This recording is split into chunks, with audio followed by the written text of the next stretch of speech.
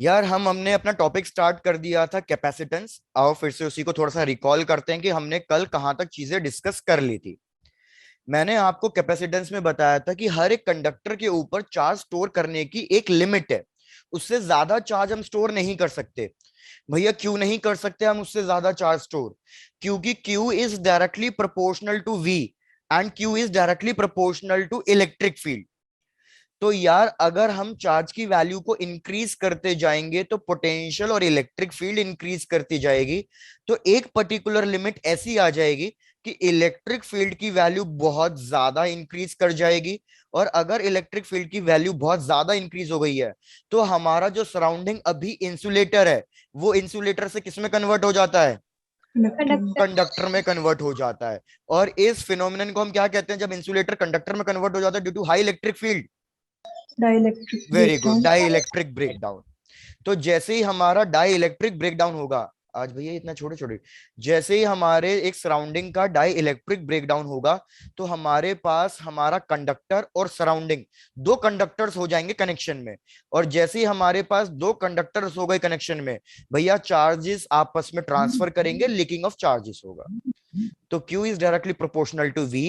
Proportionality sign को remove करके हमने लगा दिया constant, and this constant is capacitance. किसी भी एक मटेरियल के लिए, एक कंडक्टर के लिए कांस्टेंट है, मटेरियल नहीं कंडक्टर के लिए।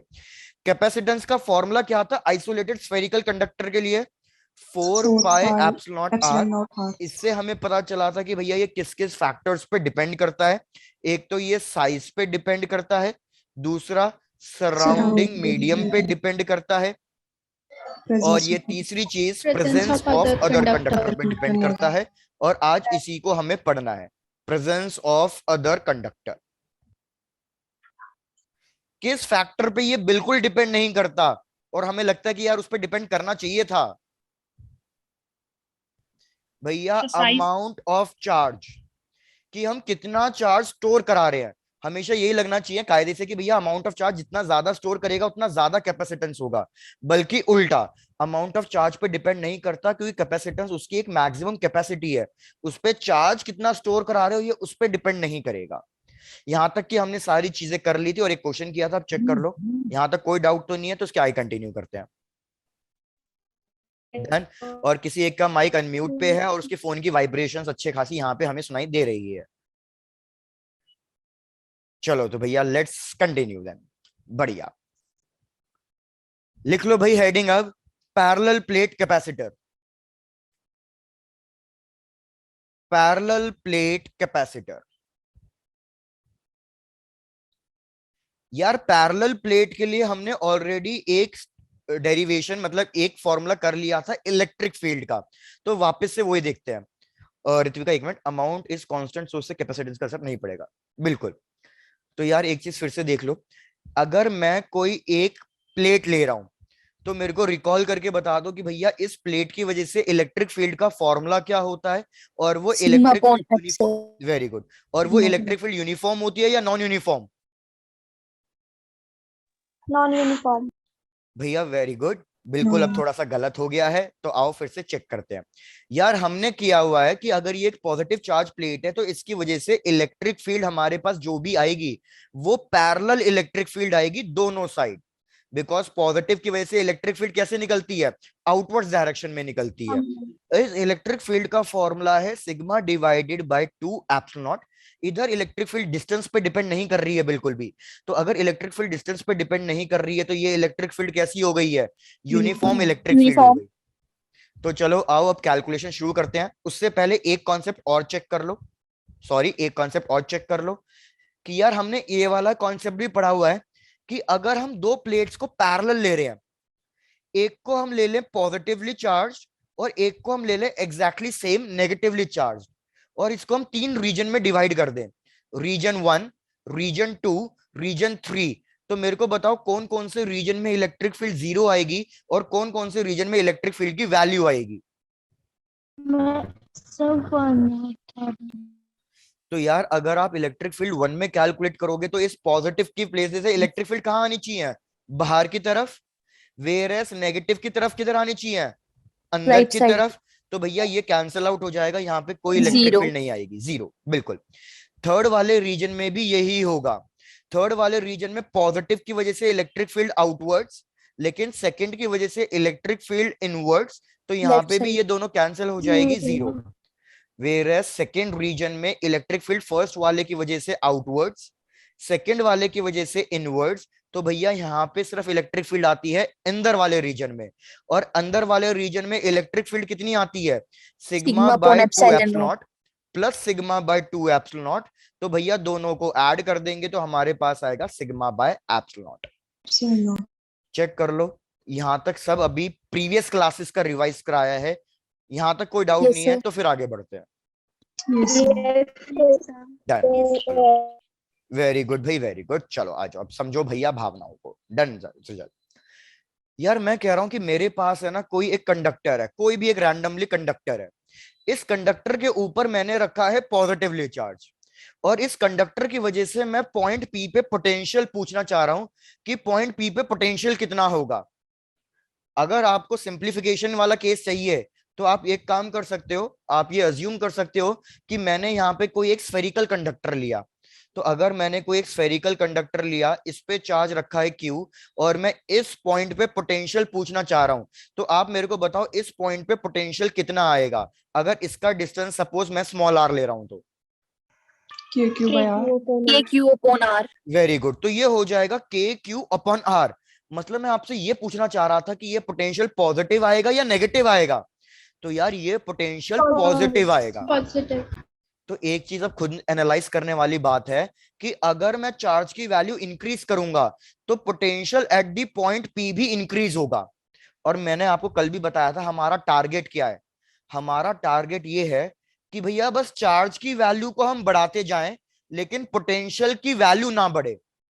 क्योंकि अगर पोटेंशियल की वैल्यू नहीं बढ़ेगी तो इलेक्ट्रिक फील्ड की वैल्यू नहीं बढ़ेगी, और अगर इलेक्ट्रिक फील्ड की वैल्यू नहीं बढ़ेगी तो डाइलेक्ट्रिक ब्रेकडाउन नहीं होगा, और मैं ज्यादा से ज्यादा चार्ज स्टोर करा सकता हूं। तो इसी चीज के लिए हमने क्या किया, इसके जस्ट सराउंडिंग में मैं क्या कर दूंगा, इसके सराउंडिंग में मतलब इसके पास में मैं एक और कंडक्टर ले आऊंगा। जैसे ही मैं एक और कंडक्टर ले आऊंगा तो उसकी वजह से क्या होगा, भैया ये वाला कंडक्टर पॉजिटिवली चार्ज था, तो इंडक्शन की वजह से इस वाले कंडक्टर पे नेगेटिव चार्ज आ जाएगा। क्या ये बात अग्री कर रहे हो? Yes sir. Because positive charge negative charge को अट्रैक्ट करेगा, तो नेगेटिव चार्ज आ गया। अब इस नेगेटिव वाले की वजह से भैया पोटेंशियल कितना आएगा पॉइंट पी पे? Minus KQ by R. Very good, तो पॉइंट पी पे अब पोटेंशियल आ जाएगा माइनस के क्यू बाई आर। सपोज इस डिस्टेंस को R1 ले लो, इस डिस्टेंस को R2 ले लो। तो यार अगर अब मैं पॉइंट पी पे नेट पोटेंशियल कैलकुलेट करूंगा ना, तो मेरे पास आएगा के क्यू बाई R1। पहले सिर्फ इतनी वैल्यू आ रही थी, लेकिन अब कुछ ना कुछ सब्ट्रैक्ट हो रहा है उसमें से। तो मेरे को बताओ अब नेट पोटेंशियल की वैल्यू इंक्रीज हो रही है या डिक्रीज हो रही है? तो अब हमारे नेट पोटेंशियल की वैल्यू डिक्रीज हो रही है। तो अब क्या हो रहा है, देखो यही हमें करना था कि अगर अब मैं चार्ज बढ़ाते जाऊंगा यहाँ पे पॉजिटिव, तो यहाँ पे नेगेटिव चार्ज की वैल्यू बढ़ती चली जाएगी इंडक्शन की वजह से। और अगर नेगेटिव चार्ज की वैल्यू बढ़ती जाएगी तो ये वाला सेकेंड टर्म बढ़ते चले जाएगा। तो पोटेंशियल अब इंक्रीज करने की बजाय पोटेंशियल हमारा डिक्रीज करेगा। तो अब हमारे मीडियम का डाइलेक्ट्रिक ब्रेकडाउन नहीं होगा और मैं ज्यादा से ज्यादा चार्ज स्टोर करा सकता हूँ। तो इसलिए मैंने आपको कल कहा था कि हमारा जो कैपेसिटेंस है वो भैया प्रेजेंस ऑफ अदर कंडक्टर पे डिपेंड करता है। चेक कर लो ये कॉन्सेप्ट समझ में आया या रिपीट करना है? Nice. सर रिपीट कर दो। रिपीट करना है, डन। यार सीधी सीधी बात क्या है, एक बहुत वैसा वाला एग्जांपल हो जाएगा लेकिन भावनाओं को समझ लेना।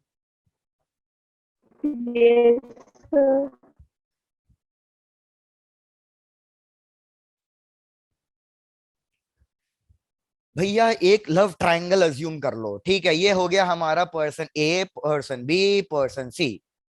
भैया ये हो गए दोनों मेल मेल। इन दोनों की वजह से मतलब पर्सन ए की वजह से पर्सन बी पे इंपैक्ट क्या देगा, पॉजिटिव या नेगेटिव? भैया इन दोनों के बीच में, अब गलत सेंस में मत ले जाना, तो इन दोनों के बीच में भैया अट्रैक्शन तो नहीं होगा ना ए और बी के बीच में? नेगेटिव। ये दोनों रिपेल करेंगे, लेकिन बी और सी के बीच में क्या होगा? पॉजिटिव होगा। तो यार होगा क्या ठीक है प्रतिभा, तो यार होगा क्या सी का इंपैक्ट डल रहा है बी पे, पॉजिटिव इंपैक्ट डल रहा है, लेकिन एट द सेम टाइम ए का इंपैक्ट भी तो डल रहा है इन दोनों पे कुछ ना कुछ नेगेटिव, तो फाइनल इंपैक्ट कुछ ना कुछ रिड्यूस होगा भैया, कुछ ना कुछ थर्ड वाले की वजह से दोनों में कुछ ना कुछ कंफ्यूजन क्रिएट होगा और क्या होगा, इंपैक्ट कम होगा। तो यही सेम चीज यहाँ पे एनालाइज करनी है।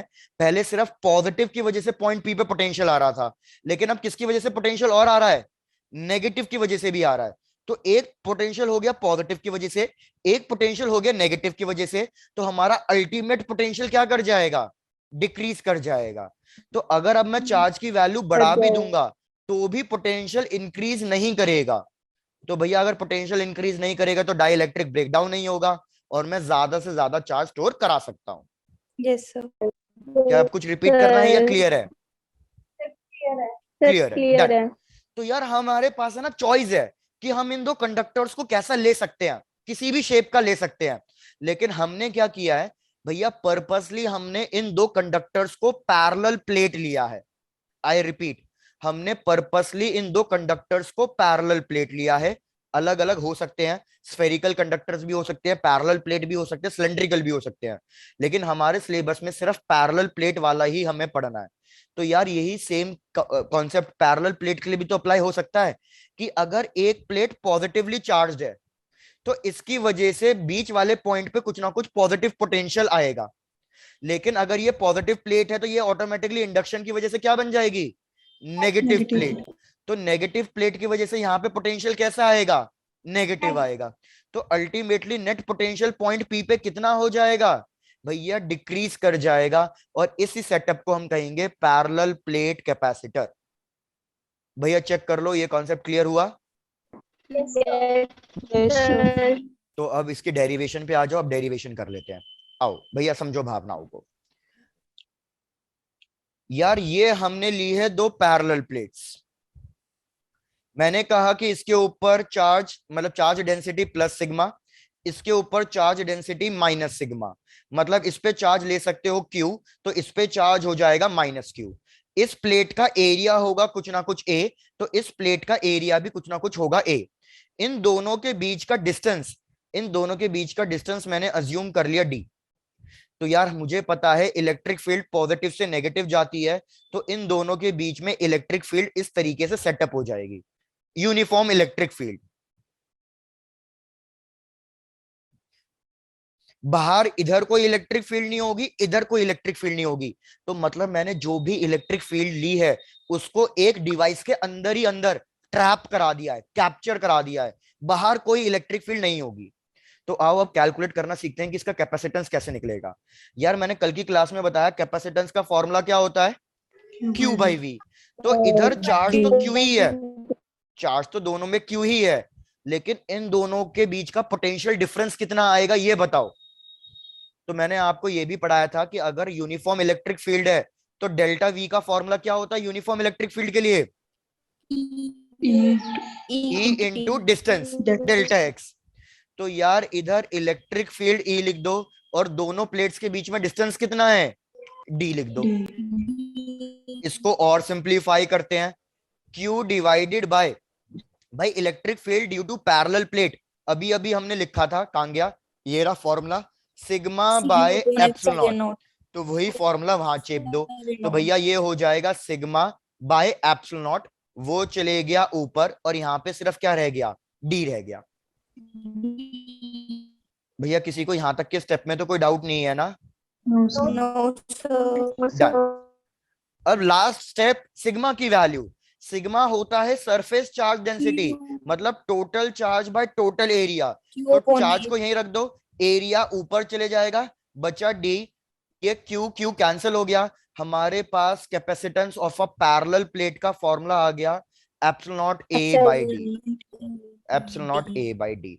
अभी आपको ये फॉर्मूला रट जाना चाहिए कि भैया अगर मैं कभी भी आपको बोलूं capacitance of isolated conductor 4 pi epsilon naught R, लेकिन अगर मैं आपको बोलूं capacitance of a parallel plate capacitor तो आप बोलोगे epsilon not A by D.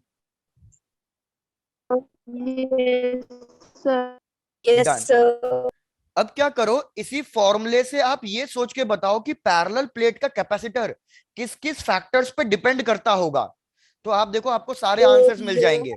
सबसे पहले आ रहा है एरिया, तो Area. एरिया का मतलब यही हो गया ना, फिर से size of the conductor. Yes, sir. Done. Epsilon not का मतलब क्या हो गया? Medium of surrounding medium. P. और डी का मतलब क्या हो गया? डी का Distance. मतलब दो कंडक्टर्स के बीच का डिस्टेंस। तो मतलब थर्ड वाला पॉइंट फिर से वही हो जाएगा, presence of other conductor. Presence of other conductor, बिल्कुल।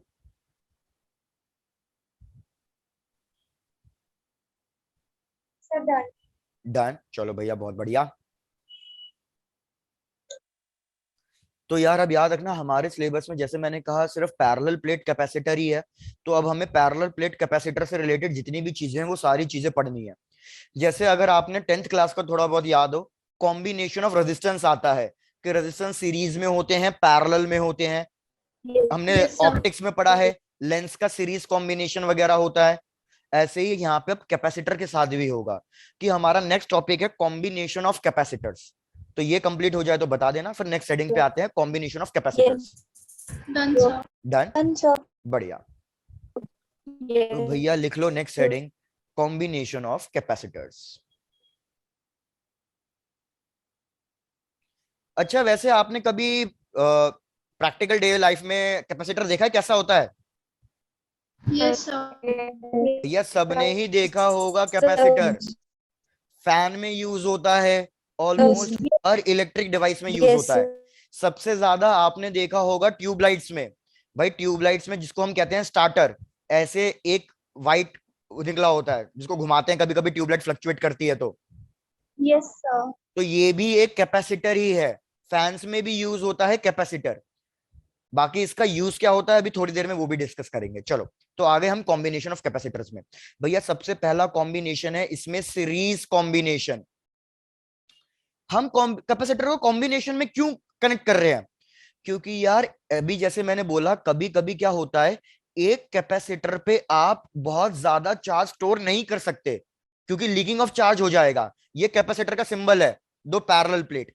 तो कभी कभी हम कैपेसिटर पे है ना ज्यादा चार्ज स्टोर नहीं कर सकते क्योंकि चार्ज लीक करने लग जाएगा। तो हम क्या करते हैं, हम कैपेसिटर्स को कॉम्बिनेशन में यूज करते हैं ताकि हम ज्यादा चार्ज स्टोर करा सके। क्लियर हो गई है ये वाली बात? Yes, sir.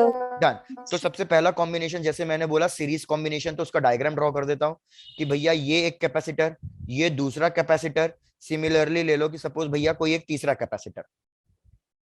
ये तीन कैपेसिटर हैं, मैंने line to line same wire से कनेक्ट किए हुए हैं, मतलब एक ही वायर चल रही है और इसको बैटरी से कनेक्ट कर दिया। तो यार ये हो जाएगा हमारा सीरीज कॉम्बिनेशन। ऋत्विका ये रेजिस्टेंस के लिए फॉर्मूला होता है।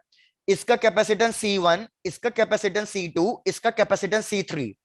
भैया अगर आपको 10th क्लास की बातें याद हो, सीरीज के अंदर कौन सी क्वांटिटी सेम रहती है और पैरेलल के अंदर कौन सी क्वांटिटी सेम रहती है? Potential. भाई वेरी गुड Same यार, याद रखना सीरीज के अंदर, potential. सुन लो सीरीज के अंदर, अरे सुन तो लो भाई, सीरीज के अंदर एक तरीके से अज्यूम करो कि एक सिंगल पाइप है और इस सिंगल पाइप से पानी को फ्लो करा रहे हैं। तो मुझे बताओ अगर इस सिंगल पाइप से पानी को फ्लो करा रहे हैं तो जितना पानी पॉइंट ए से एंटर कर रहा है उतना ही पानी पॉइंट बी से भी तो एंटर करेगा और Yes. उतना ही पानी पॉइंट सी से क्या करेगा, एग्जिट आउट करेगा। तो यही चीज यहाँ पे इमेजिन करनी है। वाटर को इमेजिन करो चार्ज की तरह। तो भैया सीरीज में याद रखना हमारे चार्ज की वैल्यू या करंट की वैल्यू सेम रहती है। वेरएस पोटेंशियल क्या होता है, पोटेंशियल डिवाइड होता है। तो इस कैपेसिटर के ऊपर चार्ज सेम आएगा Q Q Q, लेकिन अब चार्ज सेम है कैपेसिटेंस अलग अलग है तो पोटेंशियल की वैल्यू अलग अलग आएगी। कुछ ना कुछ पोटेंशियल इधर आएगा V1, कुछ ना कुछ पोटेंशियल आएगा V2 और इधर कुछ ना कुछ पोटेंशियल क्या आएगा, V3 आएगा। V3. लेकिन जो टोटल पोटेंशियल होगा V1 plus V2 plus V3 वो किसके बराबर होगा, बैटरी के पोटेंशियल के बराबर होगा। तो अब हमें डेरिवेशन नहीं करनी है, डेरिवेशन हमारे आती भी नहीं है, ना तो बोर्ड एग्जाम में ना तो कोई काम में। हम डायरेक्टली फॉर्मूला लिख रहे हैं। तो भैया इसका फॉर्मूला लिखना 1/C इक्वलेंट, मतलब फाइनल कैपेसिटेंस कितना आएगा 1/C1 plus 1/C2 1/C, 1/C3. मतलब रेजिस्टेंस का एग्जैक्टली उल्टा चल रहा है। Yes, sir. Yes, sir. Done. Sir, done. याद रखो, अब इसमें आप एक शॉर्टकट फॉर्मूला लगा सकते हो, लेकिन वो शॉर्टकट फॉर्मूला सिर्फ तब लगा सकते हो जब दो कैपेसिटेंस मेरे सीरीज में हो, सिर्फ दो हो, C1 C2। तो यार आप इसको ऐसे ही तो कैलकुलेट करोगे, 1/C equivalent is 1/C1 plus 1/C2। अगर आप इसका एलसीएम लोगे तो एक डायरेक्ट शॉर्टकट फॉर्मूला आ जाएगा कि भैया C1 C2 divided by C1 plus C2, C1. LCM लेके। Yes, sir. Done. Yes, sir, done.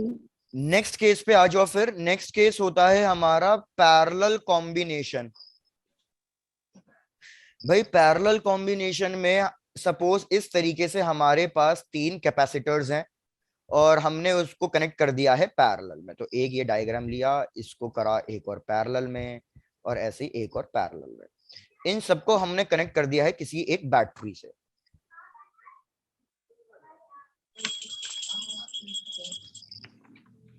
यार अब पैरेलल में याद रखना, चार्ज यहां लिख देता हूं, चार्ज और करंट डिवाइड हो जाता है क्योंकि अब उसके पास चलने के बहुत सारे रास्ते हैं, लेकिन पोटेंशियल सेम रहता है। जैसे समझो, ये अगर कोई बैटरी है और यहां से कुछ ना कुछ करंट फ्लो कर रहा है आई, तो यार अब यहां तक तो करंट आई जाएगा, यहां तक तो चार्ज आई जाएगा, लेकिन अब करंट के पास कितने हैं रास्ते जाने के? दो रास्ते, एक इधर और एक ऊपर। ऐसे ही करंट यहां तक फ्लो करेगा, फिर से उसके पास दो रास्ते आएंगे, एक राइट साइड जाने का और एक ऊपर जाने का। तो इस तरीके से करंट डिवाइड होगा। तो यहाँ पे लिख लो कि यहाँ पे कुछ ना कुछ करंट या चार्ज आ जाएगा आपके पास I1, तो यहाँ पे चार्ज लिख रहा हूं Q1, यहाँ पे करंट कुछ ना कुछ Q2, तो चार्ज Q2, यहाँ पे करंट I3, तो चार्ज Q3। सबके सब प्लीज माइक म्यूट रखो।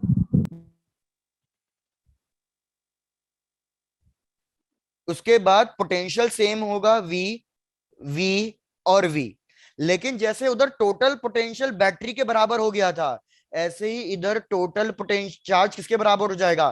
कैपिटल Q के। या आप करंट के टर्म्स में भी लिख सकते हो कि I1 plus I2 plus I3 will be equals to total current. तो इस केस में अगर मैं C इक्विवेलेंट फाइंड करना चाहूंगा तो कितना आएगा? C1 plus C2 plus C3। इस तरीके से आप एड ऑन करते जाना।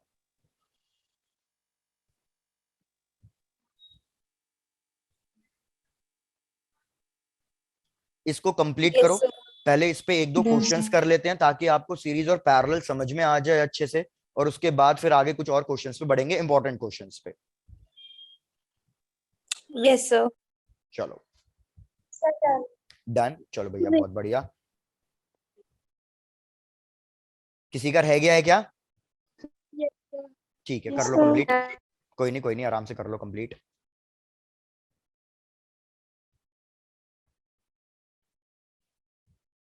Done, sir. चलो तो आज जो क्वेश्चन को समझो भैया, कुछ क्वेश्चंस करते हैं, पहले थोड़ा इजी लेवल पे आते हैं, फिर धीरे धीरे लेवल बढ़ा देंगे।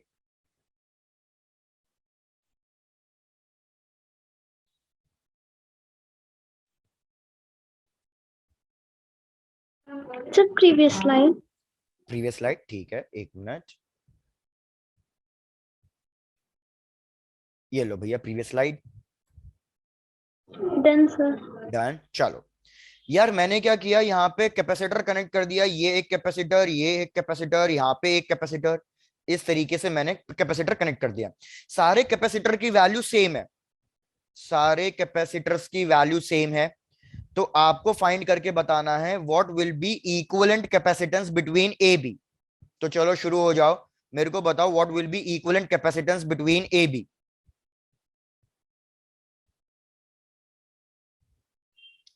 तो सबसे पहले तो इन दो कैपेसिटर्स को पकड़ो, मेरे को बताओ ये दोनों कैपेसिटेंस कौन से कॉम्बिनेशन में हो गए हैं? Parallel. Parallel. तो पैरेलल में तो डायरेक्टली ऐड हो जाते हैं, तो इसका आंसर कितना आएगा? 2C. Very good, directly add हो गए 2C। उसके बाद ये बीच में C, उसके बाद फिर से लास्ट के दो कैपेसिटर किसमें आ गए हैं? पैरेलल में, तो ये फिर से ऐड अप हो जाएंगे, तो ये कितना आ जाएगा? 2C। तो यार अब आपको दिख रहा है कि अब ये तीनों किसमें हो गए हैं? ये तीनों अब सीरीज में हो गए हैं। तो इक्विवेलेंट कैपेसिटेंस प्लीज फाइंड करके दे दो, कितना आएगा answer equivalent capacitance. Harshika answer सही नहीं आ रहा है, प्लीज मैच करेंगे। आरती आपका आंसर भी सही नहीं आ रहा है। तो हम लिखेंगे 1/c equivalent is equals to 1/2c plus 1/c plus 1/2c। तो भैया एलसीएम कितना आ जाएगा? 2c एलसीएम आ जाएगा। तो इधर आएगा 1, इधर आएगा 2 और इधर आएगा 1। तो भैया हमारे पास क्या आ गया? 4/2c। तो मतलब हमारे पास आ गया 2/c। भैया लेकिन अब इसका रेसिप्रोकेट करना मत भूलना, हमें सी Yes, sir. इक्वलेंट कैलकुलेट करना था। तो सी इक्वलेंट आएगा c/2। पता नहीं सबके आंसर्स इतने अलग अलग क्यों आ रहे हैं भैया, फिर से कैलकुलेशन चेक करो और मेरे को बताओ किस किस को डाउट है इसमें। किसी ने 5/2 दिया है, किसी ने कुछ दिया है, किसी ने 5/3, 2c/3।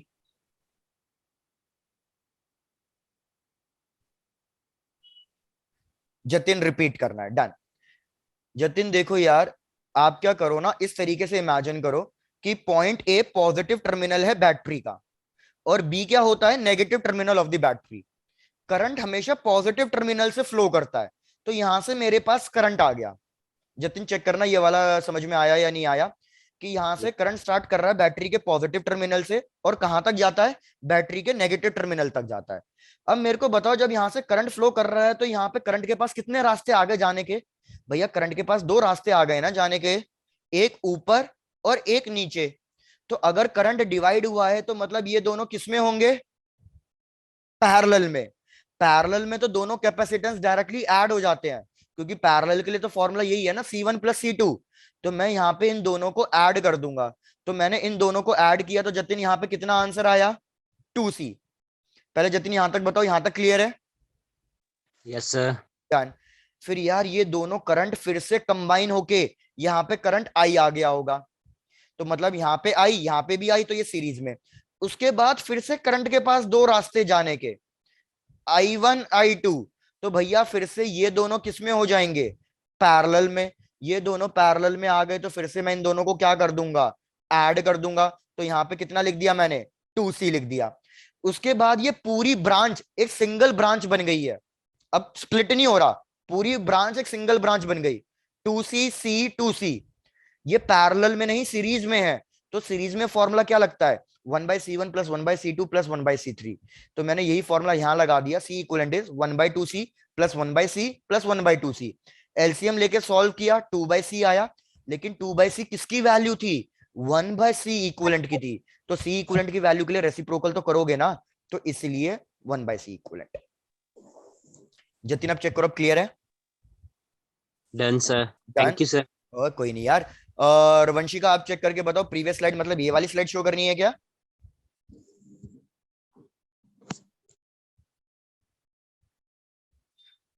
भैया थोड़ा जल्दी, आपने कहा यही वाली स्लाइड। हो गया, डन, चलो बढ़िया। ओके, आ जाओ भैया, नेक्स्ट क्वेश्चन ट्राई करते हैं।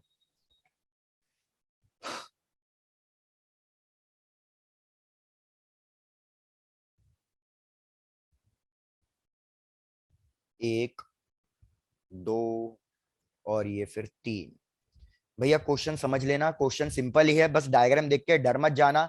ये ए और बी। भैया यहाँ पे हमें एक कैपेसिटर गिवन है 2 माइक्रोफेरेड का। यहाँ मतलब ये ऊपर वाली ब्रांचेस जितनी भी है सब में कैपेसिटर 2 माइक्रोफेरेड, और यहाँ पे भी कैपेसिटेंस 2 माइक्रोफेरेड। फिर यहाँ बीच वाली में कैपेसिटेंस 1 माइक्रोफेरेड, 1 माइक्रोफेरेड और 1 माइक्रोफेरेड। क्वेश्चन क्या बोल रहा है? Find the equivalent capacitance between A B. Find the equivalent capacitance between A B. आप डायग्राम ड्रॉ करो, एक्सप्लेन मैं ही कर रहा हूं, बस आप चेक करना कि आपको समझ में आ रहा है या नहीं आ रहा।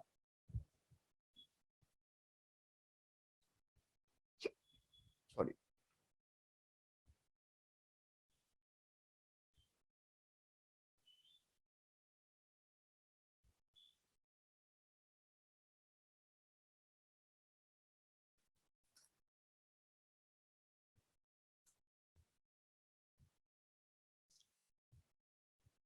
क्या बात है आरती, आंसर भी दे दिया, लेकिन आंसर सही आ रहा है, बिल्कुल बढ़िया। चलो भाई, तो आपको अब मैं सॉल्व करना बता रहा हूं। देखो इस टाइप के क्वेश्चन में क्या करना, हमेशा बिल्कुल लास्ट से सॉल्व करना स्टार्ट करना, लास्ट से। तो यार एक चीज बताओ, ये 2 माइक्रोफेरेड और ये नीचे वाला 2 माइक्रोफेरेड, एक ही तो वायर है, बस जो बेंड हुई है, वायर Yes. डिवाइड नहीं हुई है। अगर वायर टूट के 2-3 हिस्सों में जाए तो वो पैरेलल होता है, लेकिन इधर वायर टूट के 2-3 हिस्सों में नहीं जा रही, वायर बस बेंड हो रही है। तो मेरे को बताओ ये दोनों किस में आ जाएंगे? Series. सीरीज में। फिर ये दोनों सीरीज में हो गए, इनका इक्विवेलेंट फाइंड करोगे तो कितना आएगा?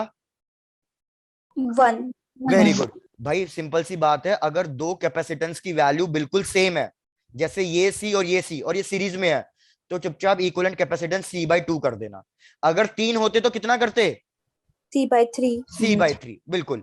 तो यार लास्ट वाला यहाँ पे ग्रीन कलर से मार्क कर रहा हूं, लास्ट वाला ये दो मैंने सॉल्व किया, तो भैया मेरे पास इनको सॉल्व करने पे आंसर आएगा 1 माइक्रोफेरेड। अब मैं आपका डायग्राम ड्रॉ करते जा रहा हूं, भैया चेक करते जाना डायग्राम समझ में आ रहा है या नहीं आ रहा है। तो डायग्राम यहां तक तो सेम ही बनेगा भैया, डायग्राम यहां तक तो बनेगा सेम, लेकिन बस नीचे क्या हो जाएगा भैया? नीचे जो हमने 2 और 2 का फाइंड किया है, वो दोनों का आंसर आ जाएगा 1। अब मेरे को बताओ लास्ट वाला 1 और ये वाला 1, मतलब इन दोनों को सॉल्व करके 1 आ गया। इसको ग्रीन कलर से लिख देता हूं ताकि आपको समझ में आ जाए कि हमने कौन कौन सा सॉल्व करते गए हैं। लास्ट वाला 1 और फिर ये वाला 1, ये दोनों किस में जा रहे हैं? Parallel. पैरेलल में। पैरेलल में दोनों डायरेक्टली ऐड हो जाएंगे, तो 1 + 1 क्या बन जाएगा? 2. तो भैया क्या डायग्राम आपका फिर से रिपीट नहीं हो रहा? Yes, sir. Yes, sir. Slide पे फिर से डायग्राम ड्रॉ कर रहा हूं, डायग्राम फिर से रिपीट हो रहा है, लेकिन बस अब की बार 3 सेगमेंट की बजाय 2 सेगमेंट बने रहे हैं। चेक करते जाओ भैया, ये पॉइंट ए हो गया, ये पॉइंट बी हो गया, यहाँ पे 2 माइक्रोफेरेड, यहाँ पे 2 माइक्रोफेरेड, और यहाँ पे 1 माइक्रोफेरेड, यहाँ पे 1 माइक्रोफेरेड। मैंने क्या किया, लास्ट वाला ये 1 और 1 इन दोनों को सीरीज में, सॉरी पैरेलल में ऐड किया, तो इस 1 और 1 का कितना आ जाएगा यहाँ पे? भैया यहाँ पे आ जाएगा 2। यहाँ पे ऑलरेडी एक 2 और था, तो देखो आपका क्वेश्चन फिर से रिपीट हो रहा है। चेक करो फिर से, ये दोनों 2 किस में जाएंगे? Series. तो इस 2 और इस 2 का कितना आ जाएगा? 1. 1। फिर से ये वाला 1 और ये वाला 1 किस में हो जाएंगे? 2. पैरेलल में। फिर से कितना आएगा? 2। फिर से ये 2 और यहाँ पे 2 कितना हो जाएगा? 1. 1। फिर से 1 और 1 ये किस में आएंगे? 2. 2। तो अब देखो फाइनल डायग्राम कुछ इस तरीके से बन रहा है कि यहाँ पे 2 और एक यहाँ पे 2। प्लीज चेक करना यार, सबको सिंप्लीफाइड डायग्राम समझ में आ रहा है या किसी भी स्टेप में डाउट हो तो प्लीज रिपीट करवा लेना। ये 2 और ये 2, ये दोनों अब किस में आ गए हैं? Series. सीरीज में। तो इक्विवेलेंट कैपेसिटेंस कितना हो जाएगा? अगर दो कैपेसिटेंस इक्वल हैं तो इन दोनों का हाफ, तो फाइनल आंसर कितना आएगा? भैया फाइनल आंसर 1 आएगा। बिल्कुल। तो भैया जिसके आंसर्स गलत थे, जैसे हर्षिका, ऋत्विका, चेक करो किसी भी स्टेप में डाउट तो नहीं है। मेरे को लग रहा है लास्ट वाले में आपने 2 + 2 ऐड कर दिया है। तनिषा क्रिस्टल क्लियर है, थैंक यू सो मच भाई। बाकी लोग, जतिन आप भी एक बार चेक करो।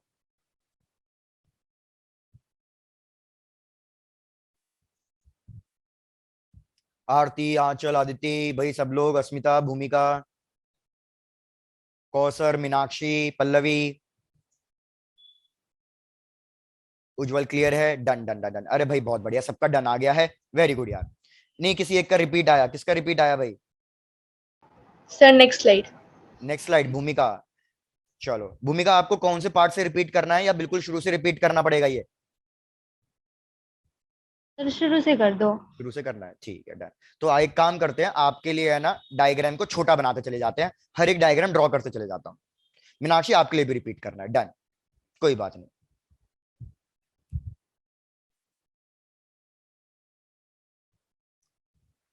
तो भैया रिपीट कर रहा हूं, चेक करते जाओ। Repeat telecast.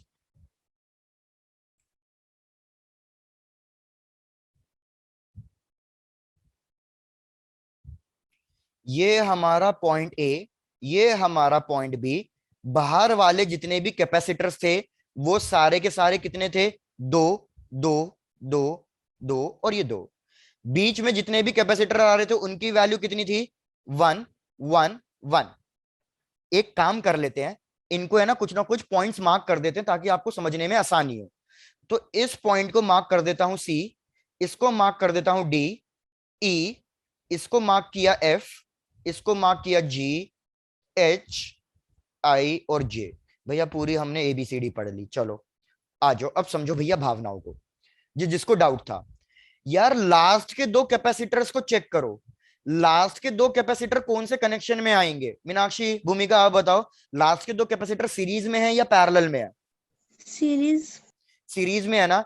तो यार अगर ये दोनों सीरीज में है, क्योंकि मेरे को साफ दिख रहा है कि ई से लेके एफ तक और जी तक ये एक सिंगल वायर चल रही है, तो अगर ये सिंगल वायर चल रही है तो ये दोनों सीरीज में होंगे। तो मेरे को 2 और 2 का सीरीज फाइंड करके बताओ कितना आएगा।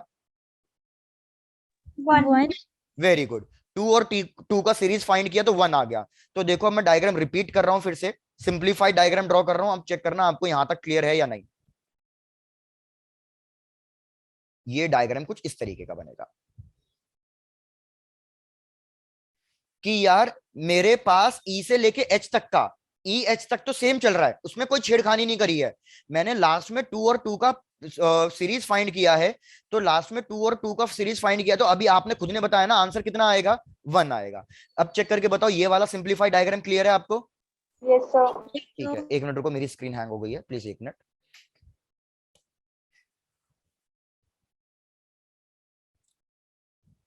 तो डन भैया, आप इस वाले को लिख दो 1 माइक्रोफेरेड। अब चेक करके बताओ यार, ये दोनों 1 जो लास्ट में आ रहे हैं, ये दोनों 1 किस में जा रहे हैं? पैरेलल। पैरेलल में। तो 1 और 1 का पैरेलल फाइंड करूंगा तो कितना आएगा भाई? 1 और 1 का पैरेलल करूंगा तो कितना आएगा? दोनों को ऐड कर दो तो 2 आ जाएगा। तो अगर मैं इसी का नीचे डायग्राम बनाऊं, फिर से सेम इसी का नीचे डायग्राम बनाऊं, तो चेक करो ये वाला डायग्राम बनेगा कि भैया ये तो हो गया था 2 यहां तक, 1 और 1, तो यहाँ पे जो पॉइंट ई आ गया था और यहाँ पे जो पॉइंट एच है, अब इन दोनों का कॉम्बिनेशन हमारे पास क्या आ जाएगा? इन दोनों का कॉम्बिनेशन हमारे पास 2 आ जाएगा। एक बार चेक करके देखो अब यहाँ तक क्लियर है या इसके आगे भी, या इसके यहीं तक भी कुछ रिपीट करना है? क्लियर है। क्लियर है मीनाक्षी? डन। अब फिर से यार देखो वही स्टेप रिपीट हो रहा है जो स्टार्टिंग में कर रहे थे। लास्ट के दो किस में आ रहे हैं? सीरीज में। इन दोनों को 2 और 2 को ऐड करूंगा फिर से सीरीज में, तो कितना हो जाएगा ये? 1। फिर से 1 और ये 1 पैरेलल में चले जाएंगे, तो 1 और 1 का कितना हो जाएगा? 2। फिर से ये 2 और जो यहाँ पे 2 आ जाएगा वो सीरीज में जाएंगे, 1 आएगा। फिर से ये 1 और ये वाला 1 किस में हो जाएगा? पैरेलल में, तो कितना आ जाएगा? 2। क्या स्टेप समझ में आ गए अब? Yes sir. तो फाइनल डायग्राम आपका टूट के ये बनेगा कि लास्ट का एक तो ये 2 बचेगा, और सिंप्लीफाई करके जो अब तक मैंने सॉल्व किया, यहां पे इस 2 का और ये 1 और 1 का 2, तो यहां पे आ गया ये 2। अब ये लास्ट में 2 और 2 किसमें दिख रहे हैं आपको? सीरीज में, तो मैंने सीरीज में ऐड करके आंसर निकाल दिया 1।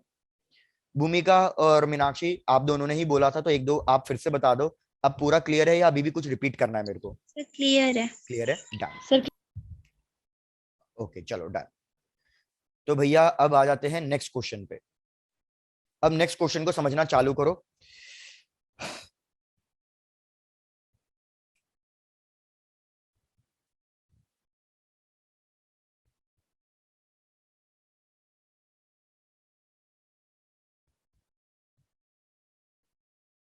ये मैंने 3 कैपेसिटर लिए हैं और यहां पे एक वायर ली है जो इस तरीके से कनेक्टेड है। ये इन तीनों कैपेसिटेंस की वैल्यू सेम, सी सी सी। ये वाला पॉइंट ए है, ये वाला पॉइंट बी है। आपको बताना है equivalent capacitance between A B.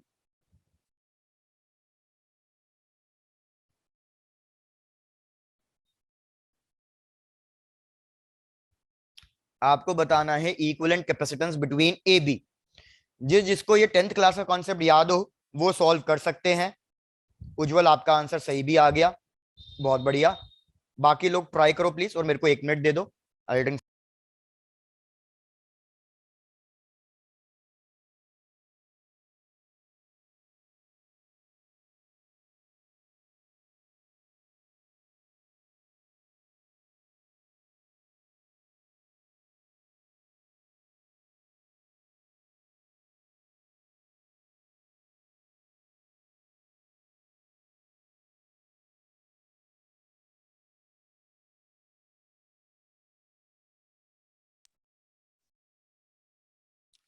चलो गुड, लाओ अब सॉल्व करके देखते हैं। यार सबसे पहले याद रखो, जो ये वायर है ना, जिसपे मैंने कुछ भी ड्रॉ नहीं किया है, ना तो कोई रेजिस्टेंस ना तो कोई कैपेसिटर, इस वाली वायर को हम क्या कहेंगे?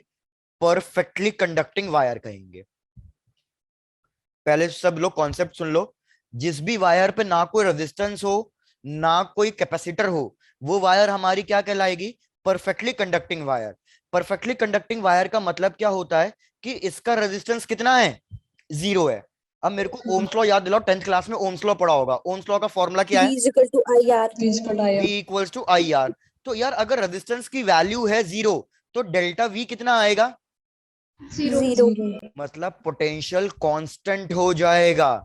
तो इसलिए जैसे सपोज इस पॉइंट को मैं मार्क कर रहा हूं 1, इस पॉइंट को मार्क कर रहा हूं 2, इस पॉइंट को मार्क कर रहा हूं 3 एंड इस पॉइंट को मार्क कर रहा हूं 4। तो चेक करो किन दो पॉइंट्स के बीच में परफेक्टली कंडक्टिंग वायर ज्वाइन है। तो हमने देखा 1 और 2 के बीच में परफेक्टली कंडक्टिंग वायर ज्वाइन है।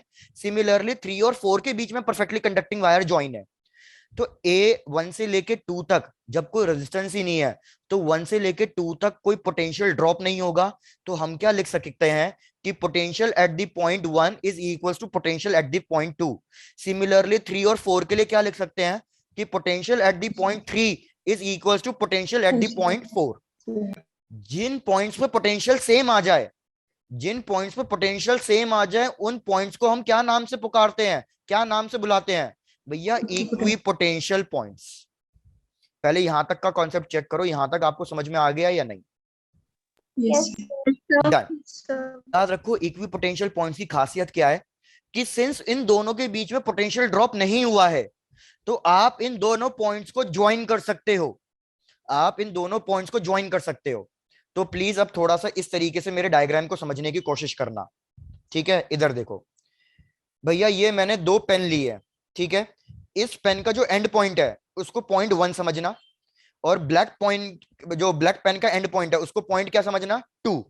क्या ये चीज समझ में आ गई है? Yes, sir. Yes, sir. ये पॉइंट 1 है, ये पॉइंट कौन सा है? 2 है। और जहां पे ये दोनों मिल रहे हैं, बीच वाला पॉइंट, ये बीच वाला पॉइंट क्या है? 3 है। 3. अब मेरे को बताओ 1 और 2 इक्वी पोटेंशियल है, तो मैं इन दोनों को ज्वाइन करना चाहता हूं। जो मैं अपने फिंगर से क्लिक कर रहा हूं, मैं इन दो पॉइंट्स को ज्वाइन करना चाहता हूं। तो यार ज्वाइन करने का तरीका तो यही है ना कि पॉइंट 3 के अबाउट इसको बेंड करा दो और इस तरीके से एक के ऊपर एक ले आओ। तो मेरे पॉइंट 1 और 2 कैसे आ जाएंगे? एक दूसरे से ज्वाइन हो जाएंगे। क्या ये बात समझ में आ रही है आपको? Yes, sir. Yes, sir. तो मेरे को बताओ कि ये जो ऑरेंज कलर का पेन है, ये ब्लैक कलर के पेन के ऊपर आ गया, तो ये किस टाइप का कॉम्बिनेशन बन जाएगा? पैरेलल या series? So parallel. Very good. Ritvika आपको समझ में नहीं आ रहा, रिपीट कर रहा हूं, चेक करना। जैसे ऋत्विका एक काम करो, इस तरीके से समझो। ऋत्विका ये एक रॉड है, ठीक है, ये एक फ्लेक्सिबल रॉड है। ठीक है, फ्लेक्सिबल रॉड। जैसे ये मेरे पास है, ये मेरे पास एक फ्लेक्सिबल स्केल है। ठीक, फ्लेक्सिबल मतलब मैं इसको ऐसे बेंड कर सकता हूं। Yes sir. अब मेरे पास ये वाला पॉइंट है पॉइंट 1 और ये वाला पॉइंट है पॉइंट 2। यार ये दोनों पॉइंट है ना, एक परफेक्टली कंडक्टिंग वायर से ज्वाइन थे। तो इन दोनों पॉइंट्स को हमें क्या करना पड़ेगा? अगर ये परफेक्टली कंडक्टिंग वायर से ज्वाइन है तो इन दोनों पॉइंट्स को ज्वाइन करना पड़ेगा, 1 और 2 को। क्या ये चीज क्लियर हो गई है? Yes sir. डन। तो मैं यहां पे लिख देता हूं भैया, ज्वाइन पॉइंट्स 1 एंड 2। तो आप मेरे को बताओ, अगर ये वाला पॉइंट 1 है और ये वाला पॉइंट 2 है, मैं इन दोनों को कराना चाहता हूं ज्वाइन, तो यार यही करना पड़ेगा ना कि इसको ऐसे फोल्ड करके इसको ऐसे ज्वाइन करा दूंगा मैं। हो गए ना ये दोनों ज्वाइन? सर ओवरलैप करके उन दोनों को ज्वाइन करवाना पड़ेगा। बिल्कुल। तो अगर ये एक दोनों के ओवरलैप आ रहे हैं, तो मतलब एक के ऊपर एक आ रहा है। अब ये एक कैपेसिटर था बीच में, ऊपर एक कैपेसिटर था बीच में, तो ये दोनों कैपेसिटर एक के ऊपर एक आ गए हैं। तो मतलब अब ये सीरीज में हुए या कनेक्शन। तो बस यही तो समझा रहा था। हो गया? ओके। डन। तो इधर अब मैं नेक्स्ट स्लाइड पे डायग्राम Thank ड्रॉ you. कर रहा हूं, चेक करना कि भैया मैं क्या करूंगा, पॉइंट 3 के अबाउट 1 और 2 को ज्वाइन करूंगा। तो मैं डायग्राम यहां ड्रॉ कर रहा हूं, प्लीज चेक करें अच्छे से। ये मेरा एक कैपेसिटर है, इसके ऊपर एक और कैपेसिटर आ गया, ये पॉइंट बन गया है पॉइंट 1, 2, और ये पॉइंट अभी खाली बैठा है बेचारा 3, ये सी ये सी। अब यही सेम चीज इधर भी हो रही है, 3 और 4 को ज्वाइन करोगे तो कौन से पॉइंट के अबाउट चीजें बेंड करेंगी भैया? 2 के अबाउट बेंड करेंगी ना Yes. भैया? 3 और 4 को भी तो ज्वाइन करना है, तो 3 और 4 को ज्वाइन करोगे तो एक कैपेसिटर अब यहां से आ जाएगा कि भैया हमारा एक कैपेसिटर 3 और 4 को ज्वाइन करेगा, और कौन से पॉइंट के अबाउट ज्वाइन कर रहा है? देखो 2 के अबाउट रोटेट कर रहा है। ये हो गया 4,3। तो मेरे को बताओ ये तीनों के तीनों किस में आ गए हैं? अब Parallel. पैरेलल कॉम्बिनेशन पैरेलल में सी इक्विवेलेंट कैसे फाइंड करते हैं? C plus सिंपली ऐड करके C1 plus C2 answer plus कितना आया? 3C. 3C 3C। चलो एक बार चेक करके बता दो, जिसको नहीं समझ में आया उसके लिए फिर से रिपीट टेलीकास्ट चलेगा। सर क्लियर है। प्रीवियस चला आ स्लाइड गया। ये लो, आ गया, बढ़िया।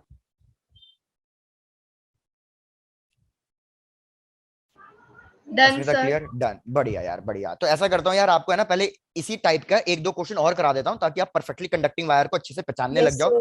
तो उसी पे कर लेते हैं थोड़ा सा वर्कआउट। चलो तो रुको, मेरे को 1-2 क्वेश्चन ढूंढने दो इसी परफेक्टली कंडक्टिंग वायर पे, और भैया हमें मिल गया है। देखते हैं कौन इसको बिल्कुल सही से सॉल्व कर लेता है।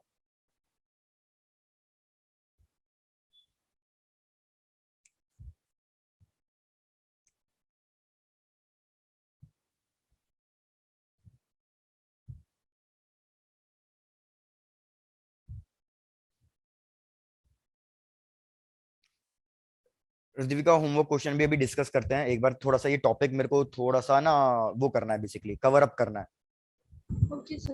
तो थोड़ा उसके बाद फिर देखते हैं ना। चलो भैया, आई होप सबका कंप्लीट हो गया होगा। मैं नेक्स्ट क्वेश्चन दे रहा हूँ, नेक्स्ट क्वेश्चन ट्राई करें प्लीज। 1 2 3 4।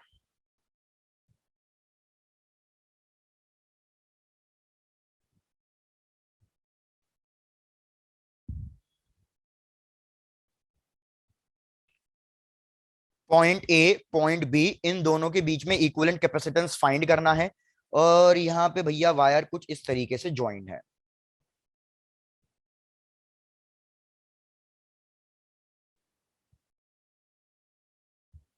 ये हो गया आपका डायग्राम। ये वाला कैपेसिटर 2 माइक्रोफेरेड, ये वाला कैपेसिटर 3 माइक्रोफेरेड, ये वाला 5 माइक्रोफेरेड, और लास्ट वाला हमें गिवन है 10 माइक्रोफेरेड। इक्विवेलेंट कैपेसिटेंस फाइंड करके दो बिटवीन ए बी। जिसका आंसर आ जाए प्लीज बोलना मत, चैट बॉक्स में लिख के भेज दो।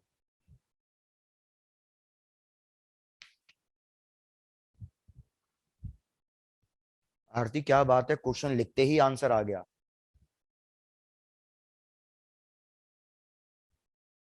Sir done. डन, बहुत बढ़िया भाई, बहुत बढ़िया।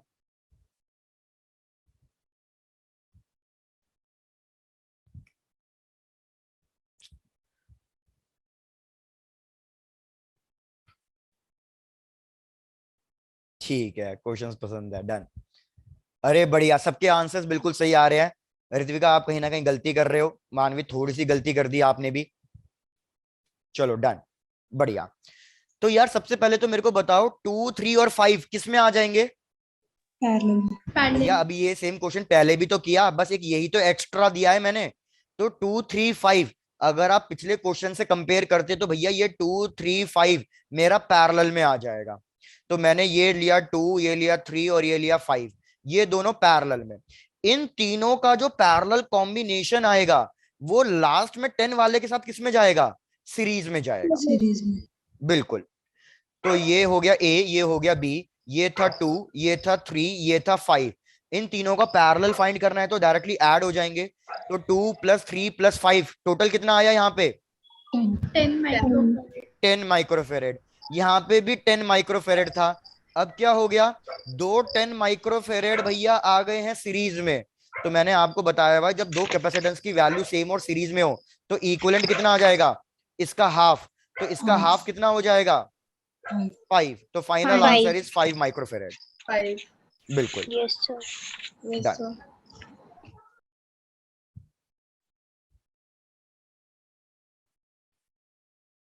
गुड यार, गुड। भाई जल्दी बता दो, अब ये कंप्लीट हो गया है तो हम एक बहुत इंपॉर्टेंट टॉपिक पे आ जाते हैं जो शायद से आपने सुन रखा हो, Wheatstone bridge. Yes, sir. Done. Yes, sir. Yes, अच्छा sir. यार, वैसे ये बता दो, आप लोगों के स्कूल में भी कौन सा टॉपिक चल रहा है? ये चैप्टर खत्म हो चुका है क्या? Sir, Yes, कब का sir. हो गया ये? कब का हो गया? तो कौन सा चैप्टर चल रहा है? Sir, नहीं magnetism सर, खत्म हो कई गया. स्कूल्स में नहीं हुआ है। मैग्नेटिज्म तक पहुंच गए हो? क्या Yes, बात sir. है। खत्म.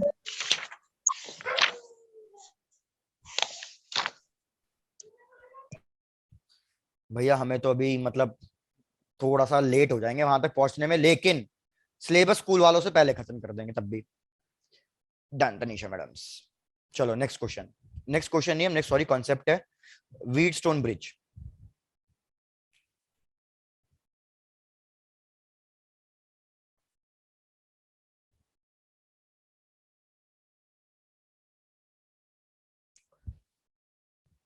आपके पेपर्स 19 सितंबर से है ना, तब तक हमारा सिलेबस खत्म हो जाता है, टेंशन मत लो।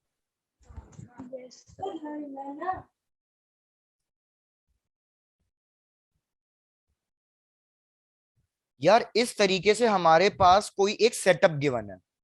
डायग्राम हालांकि बहुत गंदा बना है, भावनाओं को समझ जाना। तो किसकी चलाती हो? चलाती है तुम्हें को पता है. मुझे तो निस्कार है वो बंद कर दिया अरे था। Mic mute. तेरे को फॉलो किया था मैंने, तो देख लेना चाहे। अरे पल्लवी बंद कर मैडम, दिया। फॉलो वॉलो छोड़ो और पहले इसको पढ़ लो। चलो भाई, यार ये मैंने एक डायग्राम ड्रॉ किया है व्हीटस्टोन ब्रिज का। यहाँ पे एक कैपेसिटर C1, यहाँ पे एक कैपेसिटर C2, यहाँ पे एक कैपेसिटर C3 और यहाँ पे एक कैपेसिटर C4। सिमिलरली इन दोनों पॉइंट्स के बीच में मैंने एक कैपेसिटर कनेक्ट कर दिया है C5। तो इस टाइप का जो हमारे पास कॉम्बिनेशन आएगा, इसको हम कहेंगे Wheatstone bridge. Shivani Wheatstone bridge नहीं कराया है यार, ये कैसे हो सकता है? व्हीटस्टोन ब्रिज तो इंपॉर्टेंट है। चलो डन। यार अब एक चीज बताओ, ये बैटरी कनेक्ट कर रहा हूं, सपोज इस पॉइंट को ले लो पॉइंट ए, इस पॉइंट को ले लो पॉइंट बी। क्वेश्चन यही कहेगा आपको कि find equivalent capacitance between A B, कि भैया मेरे को ए से लेके बी तक के बीच में इक्विवेलेंट कैपेसिटेंस फाइंड करना है। तो यार अगर आप एक चीज नोटिस करो, मेरा पॉइंट ए बैटरी के पॉजिटिव टर्मिनल से कनेक्टेड है और Yes, मेरा sir. पॉइंट बी बैटरी के नेगेटिव टर्मिनल से कनेक्टेड है। तो क्या मेरा पॉइंट ए पे और बी पे पोटेंशियल इक्वल होगा या अलग अलग होगा? डिफरेंट। अलग अलग. अलग अलग होगा, क्योंकि पॉजिटिव का मतलब ही क्या होता है? High potential. High और नेगेटिव का मतलब क्या होता है? Low potential. तो मतलब potential. भैया एक चीज तो क्लियर है कि ए और बी का पोटेंशियल इक्वल नहीं होगा। यहां तक डन है बातें? Yes, sir. अब Yes. यहाँ पे मैं ले रहा हूं इस C1 को P, C3 को ले रहा हूं Q, इसको ले रहा हूं R और इसको ले रहा हूं S। भैया हमारी कंडीशन क्या कहती है कि अगर मैं P वाले का कैपेसिटेंस और Q वाले का कैपेसिटेंस डिवाइड करूं और R वाले का और S वाले का कैपेसिटेंस डिवाइड करूं और इन दोनों का रेशियो इक्वल आ जाए, मतलब C1/C3, C2/C4, या फिर उल्टा भी कर सकते हो, P/R क्रॉस मल्टीप्लाई करूंगा, P/R is equal to Q/S, मतलब C1 C2 C3 C4। अगर इनका रेशियो इक्वल आ जाए तो ये वाली कंडीशन हमारी क्या कहलाती है? कि हमारा व्हीटस्टोन ब्रिज बैलेंस्ड है। Balance. Balance. वेरी गुड, कि हमारा व्हीटस्टोन ब्रिज बैलेंस्ड है। लेकिन ये बैलेंस तभी होगा जब ये का रेशियो इक्वल आएगा। अगर व्हीटस्टोन ब्रिज बैलेंस हो जाता है ना, तो याद रखो ये पॉइंट अगर ई है और ये पॉइंट एफ है, तो ई और एफ के बीच में जो पोटेंशियल आता है वो इक्वल हो जाता है। तो आई रिपीट, Yes, sir. भाई ई और एफ के बीच में पोटेंशियल क्या हो जाएगा? इक्वल हो जाएगा। Equal. अगर इन दोनों के बीच में पोटेंशियल इक्वल हो गए तो मैंने अभी बताया था इन दोनों पॉइंट्स को हम क्या कर सकते हैं? ज्वाइन कर सकते हैं इक्वी पोटेंशियल पॉइंट्स को। Yes Yes, sir. sir. Yes, Done. sir. मैंने कहा ज्वाइन कर सकते हैं, करना ना करना आपकी चॉइस है। लेकिन इक्वी पोटेंशियल पॉइंट्स का मतलब क्या है? कि यार एक बात बताओ, फिर से वही वाली बात है कि delta V is equal to IR। अगर मेरा पास दोनों का पोटेंशियल सेम है तो डेल्टा V की वैल्यू कितनी हो गई? 0। तो मेरे को बताओ उस ब्रांच से कितना करंट फ्लो करेगा? 0 एम्पीयर। भैया Zero. 0 फ्लो करेगा ना। Yes, sir. Yes, sir. तो भैया E से लेके F तक क्या कोई करंट फ्लो करेगा? No, No, sir. sir. No, अगर sir. कोई करंट फ्लो नहीं करेगा तो क्या यहां से ये कैपेसिटर चार्ज होगा? ये कैपेसिटर चार्ज No, नहीं sir. होगा। तो हम क्या करते हैं, इस बीच वाले कैपेसिटर को बिल्कुल एलिमिनेट कर देते हैं। एलिमिनेट मतलब इसको सर्किट से हटा ही दो। अगर अब आपने इसको सर्किट से हटा दिया तो भैया अब आपका डायग्राम बहुत सिंपल हो चुका है। मेरे को बताओ C1 C2 किस में आ गए अब? सीरीज में। Very good. एक बार मैं पूरा एक्सप्लेन कर देता हूं, प्लीज आप फिर उसके बाद कर लेना। भैया C1 C2 आपके आ जाएंगे सीरीज में, फिर सिमिलरली C3 C4 किस में आ जाएंगे? सीरीज में, और फिर फाइनल इन दोनों का कॉम्बिनेशन किस में आ जाएगा? पैरेलल। पैरेलल। तो आपका आंसर आ जाएगा इससे। एक बार आप कॉन्सेप्ट चेक करो, मैं फिर से शुरू से रिपीट कर रहा हूँ, पूरा कॉन्सेप्ट प्लीज चेक करेंगे। Sir next slide. हाँ कर रहा हूँ, सुनो तो सही, पहले पूरा कॉन्सेप्ट तो सुन लो। भैया मैंने कॉन्सेप्ट में क्या बोला कि मेरे पास अगर इस टाइप का एक डायग्राम बना हुआ आ जाए तो हम हमेशा क्या करेंगे, या तो P/R का रेशियो एंड Q/S का रेशियो लेंगे, या फिर P/Q और R/S इसका रेशियो लेंगे। अगर इसका रेशियो इक्वल आ रहा है तो हमारा ये बन जाएगा बैलेंस व्हीटस्टोन ब्रिज। तो पॉइंट E और F जो बैटरी से कनेक्टेड नहीं है, याद रखना A और B नहीं हो सकते, E और F जो बैटरी से कनेक्टेड नहीं है वो इक्वी पोटेंशियल पॉइंट्स बन जाएंगे। अगर वो इक्वी पोटेंशियल पॉइंट्स बन गए हैं तो डेल्टा वी की वैल्यू 0 आएगी, और अगर डेल्टा वी की वैल्यू 0 है तो मतलब करंट की वैल्यू 0 है, तो उस कैपेसिटर से कोई करंट फ्लो नहीं करेगा, तो उस कैपेसिटर को हम बिल्कुल सर्किट से रिमूव कर देंगे। तो फिर ऊपर वाले दो कैपेसिटर सीरीज में, नीचे वाले दो कैपेसिटर सीरीज में, और फिर इन सीरीज का पैरेलल कॉम्बिनेशन, और हमारा फाइनल आंसर निकल के आ जाएगा।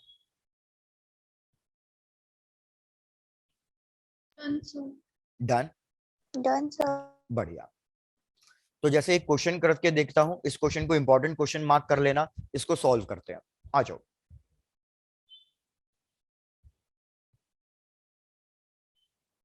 मैं पहले डायग्राम ड्रॉ कर लेता हूं, उसके बाद फिर डिस्कस करते हैं।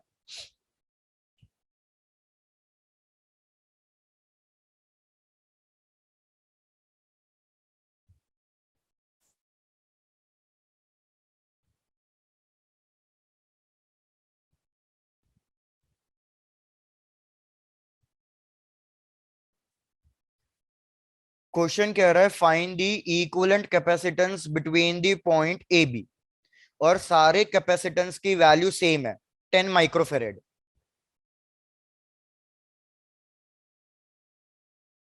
जिसको मेथड समझ में आ गया है और आता है वो अपना सॉल्व करना चालू करो, और जिसको पहली बार सॉल्व कर रहे हैं भैया आ जाओ मेरे साथ सॉल्व करते हैं। आ जाओ। Yes, यार मैंने अगर आपको कहा है कि find the equivalent capacitance between A B, तो मतलब ये चीज सेल्फ अंडरस्टूड हो जानी चाहिए कि पॉइंट ए को मान लो पॉजिटिव टर्मिनल बैटरी का, और पॉइंट बी को मान लो आप negative terminal of the battery. अब क्या करना है, अगर आप चेक करो कि भैया इस पॉइंट को कुछ ना कुछ नाम दे देते हैं, point 1, point 2, point 3 and point 4। तो आप मेरे को बताओ पॉइंट 1 से कितने कैपेसिटर निकलते हुए दिखाई दे रहे हैं आपको? 2। भाई वेरी गुड, पॉइंट 1 से 2 कैपेसिटर निकल रहे हैं। एक कैपेसिटर पॉइंट 1 से कहां जा रहा है? भाई 2 कैपेसिटर तो निकल रहे हैं, लेकिन कौन से 2 पॉइंट्स पे निकल रहे हैं? तो एक कैपेसिटर 1 से लेके 3 तक जा रहा है, और एक कैपेसिटर 1 से लेके 2 तक जा रहा है। यहां तक का डायग्राम चेक करो, यहां तक क्लियर है? Yes sir. डन। फिर 2 और 3 के बीच में भी एक कैपेसिटर है, तो क्या करो 2 और 3 के बीच में भी एक कैपेसिटर ड्रॉ कर दो। भैया 2 और 3 के बीच में कैपेसिटर ड्रॉ हो गया, तो मैं टिक मार देता हूं मैंने कौन कौन से कैपेसिटर ड्रॉ कर दिया। एक ये कैपेसिटर ड्रॉ कर दिया, एक ये कर दिया, एक ये कर दिया। अब आ जाओ बाकी 2 कैपेसिटर ड्रॉ करते हैं। तो अगर आप नोटिस करो कि भैया 2 से एक कैपेसिटर निकल रहा है और वो 4 तक भी जा रहा है, तो यहां पे ड्रॉ कर दो कि 2 से एक कैपेसिटर निकल रहा है और वो 4 तक भी जा रहा है। उसके बाद क्या हो रहा है भैया, 4 से एक कैपेसिटर निकल रहा है जो 3 तक जा रहा है, 4 से एक कैपेसिटर निकल रहा है जो 3 तक जा रहा है।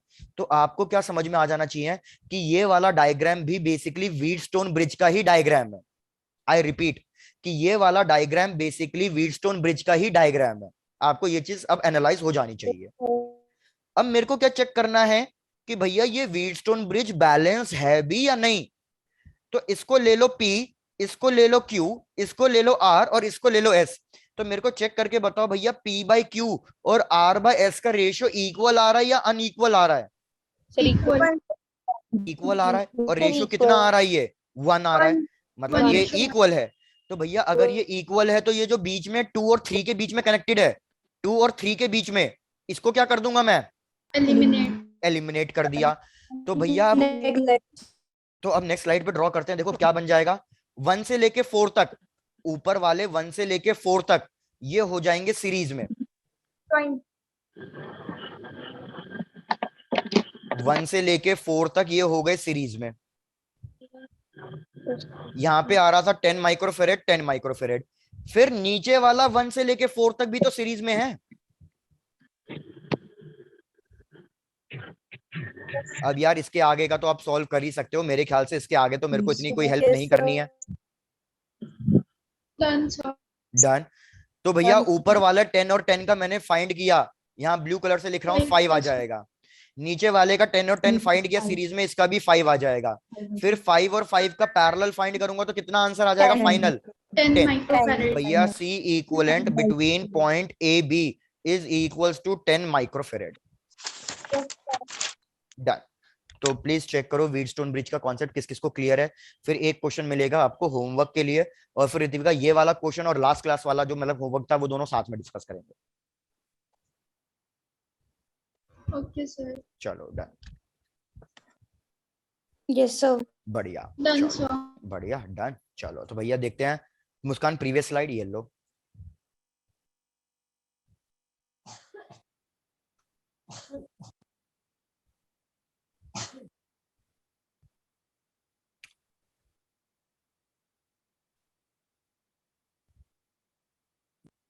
मुस्कान कंप्लीट हो गया है?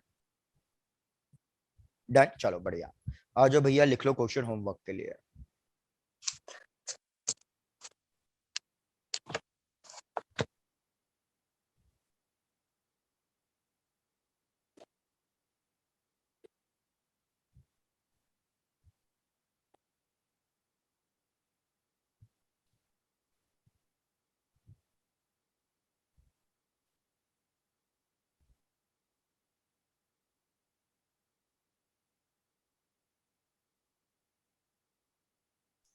क्या कह रहे हो कि सर सॉल्व कराते हो इजी वाला और देते हो फिर डिफिकल्ट वाला?